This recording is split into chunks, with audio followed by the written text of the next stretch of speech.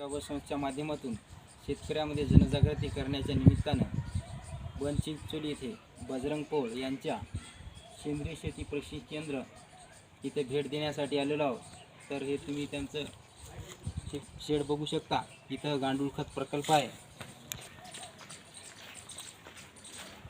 तर बजरंग बळवंत पोळ यांच्या Vasudha gold form गांडूळ खत प्रकल्प या निमित्ताने आपण बघू.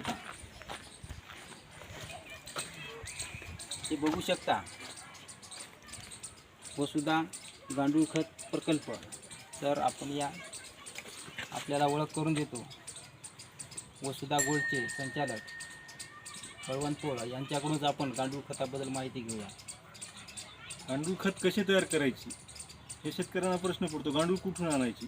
सहज काही नाही. आपण जे फेकून देणारा पाला पाचोळा कचरा हे फुकून द्यायचं नाही. आणि कुठेही जे आपण उसाची पाचट फुकून देतो कधीही फुकून द्यायची गरज पडत नाही. कारण त्याला आपल्याला त्याच्यातून लाखो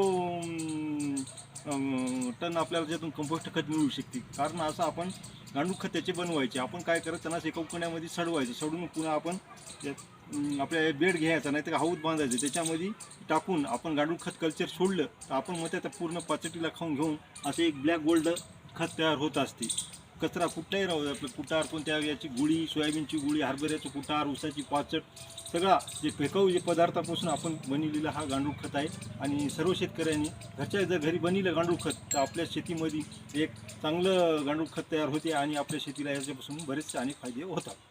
तर हे जवळून बघू शकता.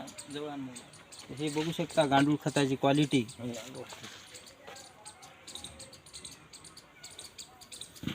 आणि या गांडूळ खतावर तुम्ही काय टाकता म्हणजे? जीवामृत.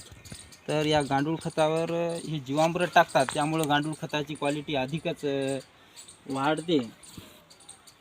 तर युवा शेतकऱ्यांनी गांडूळ खताबद्दल माहिती जर कोणाला पाहिजे असेल तर आपण बनचिंचोली इथे वसुधा गोल्ड गांडूळ खत प्रकल्प बळवंत पोळ यांच्याशी आपण संपर्क साधून त्याबद्दल माहिती घेऊन, तसेच या वसुधा गोल्ड आपल्याला मोबाईल नंबर पण आपण डिस्क्रिप्शनमध्ये टाकू. तुम्ही त्यांच्याशी कॉन्टॅक्ट करू शकता. आणि शिवकल्याण बहुउद्देशीय सेवा संस्थेचा प्रयत्न आहे की जास्तीत जास्त शेतकरी या नैसर्गिक शेतीकडे वळून आपला आर्थिक भार कमी करण्याचा प्रयत्न करावा, एवढीच शिवकल्याण बहुउद्देशीय सेवा संस्थेच्या माध्यमातून मी अपेक्षा करतो.